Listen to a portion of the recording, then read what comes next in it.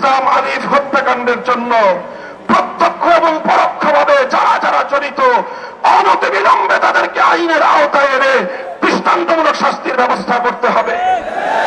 সেই সঙ্গে সন্ত্রাসবাদী জঙ্গিবাদী সশস্ত্র সংগঠন হিসেবে সৌদি আরব, চায়না, মালয়েশিয়া সহ পৃথিবীর বহু রাষ্ট্রের মতো বাংলাদেশেও ইসকনকে নিষিদ্ধ করতে হবে। আমার পূর্ববর্তী বক্তারা বলেছেন আওয়ামী বিরোধী আন্দোলনের সারির সম্মুখ কাতারের কোন কোন রাজনৈতিক দলের নেতারা মায়া কান্না কাঁদেন,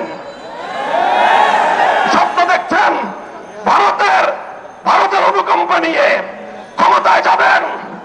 আল্লাহর নামে শপথ করে বলতে পারি ভারতের আর কোন লেসপেন্সার বাংলার ক্ষমতার মসনদে আসতে পারবে না। কাজেই বাংলাদেশের জনগণের পাশে দাঁড়ান, ভারতকে নয় দেশের জনগণকে খুশি করুন।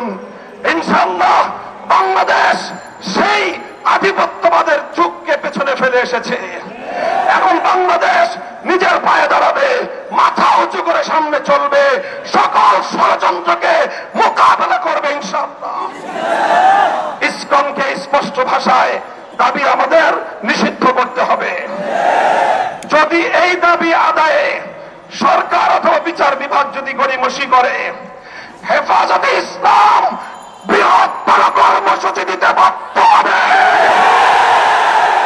একমাত্র ওয়ালটন এসি দিচ্ছে 1 বছরের রিপ্লেসমেন্ট গ্যারান্টি। আমাদেরকে সে পথে যেতে আপনারা বাধ্য করবেন না, সেই আশাবাদ ব্যক্ত করে বক্তব্য শেষ করছি। আগামী দিনের সংগ্রাম এবং যে কোনো উত্তাল সময়ে পাশে থাকবার উদাত্ত আহ্বান জানিয়ে ওয়া আখিরু দাওয়ানা আলহামদুলিল্লাহি রাব্বিল আলামিন।